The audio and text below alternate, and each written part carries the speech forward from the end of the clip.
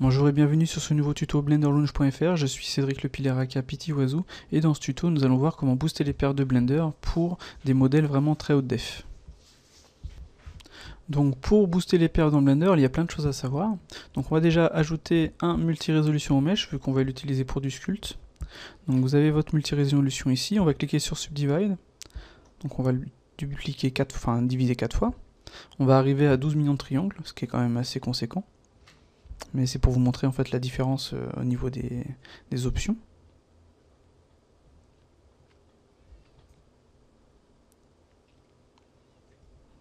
Donc ça rame un petit peu, c'est normal. Voilà. Donc là, on va tourner, on va être à 1, 2 FPS. Une des premières choses à faire, ce serait, avec la touche N, de décocher le Outline Selected, qui va vous, vous dupliquer le mesh, ce qui fait que ça va diminuer les perfs par 2, ce qui est relativement embêtant.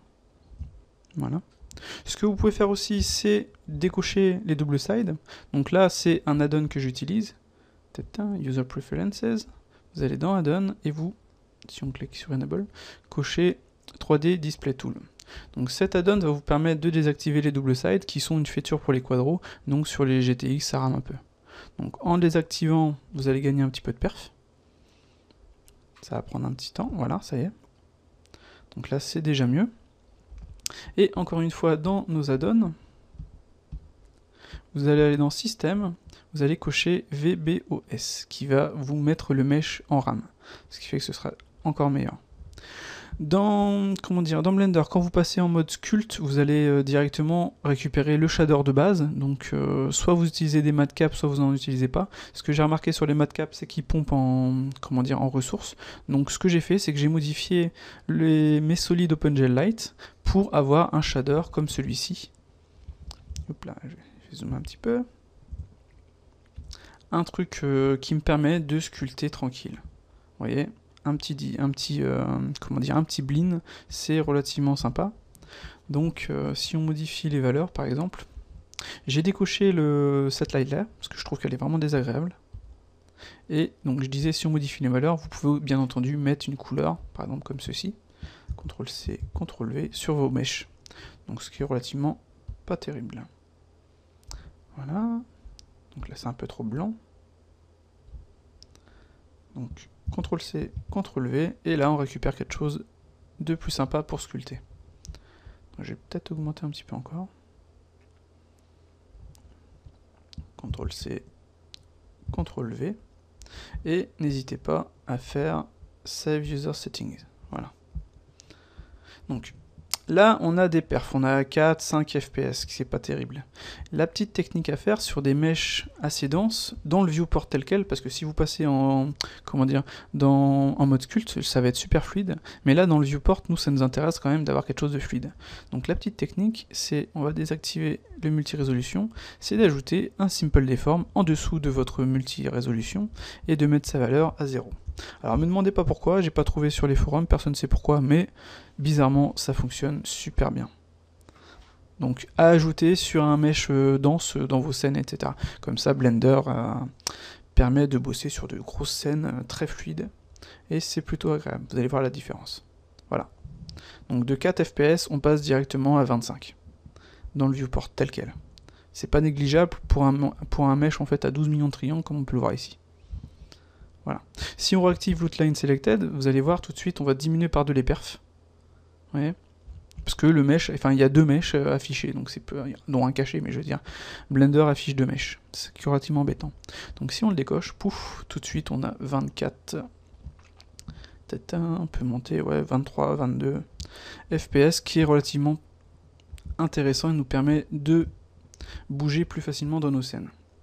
Donc une fois qu'on a fait ceci, on va afficher celui-ci, on va cacher cela, on peut directement passer en sculpt pour voir la différence. Donc vous allez passer en sculpt mode, ça va charger un petit peu parce qu'il y a quand même 12 millions de polys, et tout de suite ça va être même encore meilleur, vous allez directement avoir du 27, 30, 40, en fonction de la distance de votre objet, quoi.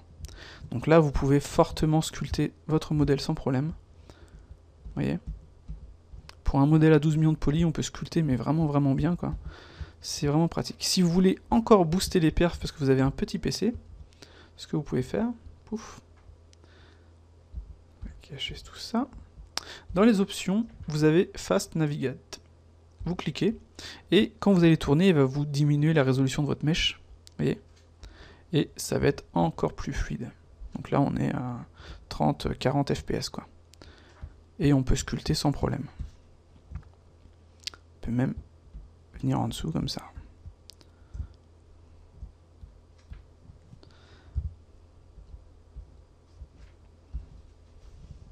Ce qui est plutôt sympathique.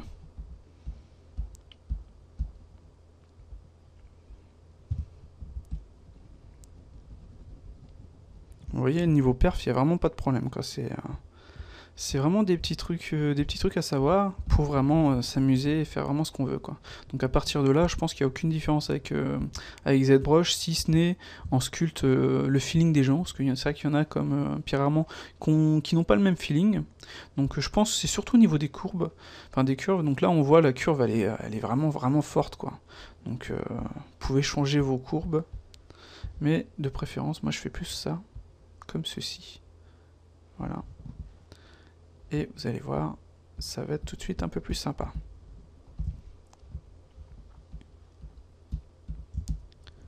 Voilà.